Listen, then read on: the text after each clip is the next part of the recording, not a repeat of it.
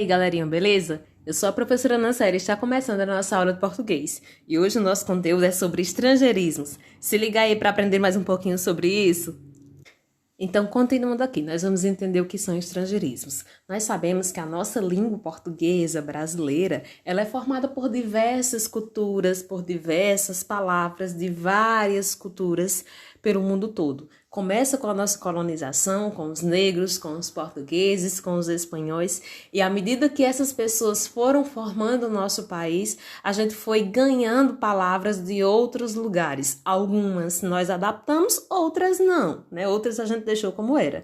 Então, o estrangeirismo são palavras estrangeiras vindas de outras culturas que nós consideramos como vícios de linguagem, vamos dizer assim, não costume em se falar, certo? Esses estrangeirismos, eles têm origem histórica, social, política, econômica, cultural e muitos outros motivos, né, que nos levaram a trazer essas palavras estrangeiras para a nossa língua.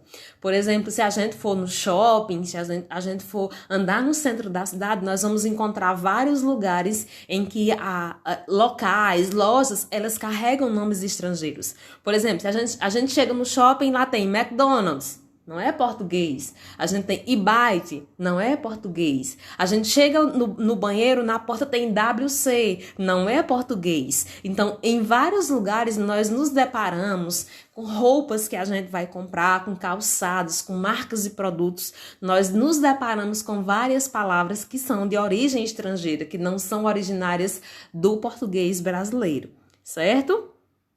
E aí, como é que esses estrangeirismos eles chegam até nós? Com a expansão da tecnologia, com esse crescimento tecnológico de internet, de rede social, de computadores, de uso dessas redes como um todo, esses estrangeirismos eles ficam ainda mais fortes e ainda mais presentes na nossa vida. Por exemplo, notebook, iPhone, Instagram, Facebook e tantas outras palavras que chegaram e ficaram no nosso vocabulário e que a gente hoje usa como se fosse comum, certo? Então você escuta sua mãe, sua avó, né, usar palavras que nós utilizamos hoje. Por quê? Porque essas palavras elas foram se adequando ao nosso vocabulário, certo? E aí, o que foi que aconteceu com o decorrer dos tempos, né? Algumas palavras, elas não sofreram aportuguesamento. O que foi isso? Elas não foram escritas como a gente pronunciava em português. Algumas palavras continuaram escritas na forma original, mas aí a gente lê, né, como nós imaginamos que tem que ler na língua portuguesa. Então, por exemplo, hot dog, né, é uma palavra de origem inglesa. Cachorro quente significa cachorro quente, mas a gente diz hot dog, né? A gente diz hot dog, é como nós pronunciamos. Bacon, né? Também uma palavra de origem inglesa, certo? Que é o conhecido toucinho, né? A gente, às vezes, no popular, a gente chama torcinho, né? Toicinho, certo? Mas é bacon, veio para nossa língua e a gente usa a palavra bacon como se fosse a coisa mais natural do mundo. Show, usamos demais. Eu assisti um show de fulano de tal, de artista tal, mas show significa espetáculo. Nós temos essa palavra na língua portuguesa, espetáculo, mas a gente acaba usando a palavra show. Mouse, né, que significa rato, certo? Ou como aqui está escrito como computador, mas nós também usamos e tantas outras. Por exemplo, a gente diz short, né? Que em inglês é short, que significa curto. E nós ganhamos essa palavra, nós adequamos essa palavra ao nosso idioma e tantas outras. Então, a gente pronuncia como nós imaginamos que seria em português.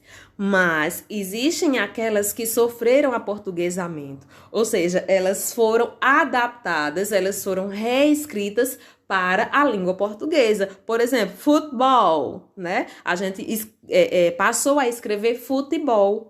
Basketball, nós escrevemos basquetebol, né? Abajur, que vem do francês, eu nem sei se pronunciar assim, mas a gente escreve abajur, né? Soutien, que ficou soutien. batom, que ficou batom, certo? E muitas outras palavras, por exemplo, shampoo, que é S-H-A-M-P-O, escrita em inglês. Nós temos a palavra escrita em português, X-A-M-P-U. Então, antes, por exemplo, eu escrevia a palavra em inglês, pronunciava da mesma forma, escrevia a palavra em inglês. Hoje eu escrevo ela em português. Então, tantas outras palavras que a gente acabou trazendo para o nosso vocabulário. Tem milhões de palavras, né, que se encaixam nesses estrangeirismos que nós adaptamos à nossa língua portuguesa. Ficou entendido que são esses estrangeirismos aqui na nossa língua portuguesa? Qualquer dúvida, coloca aqui nos comentários, se inscreve no canal, curte, tira a nossa dúvida e até a nossa próxima aula.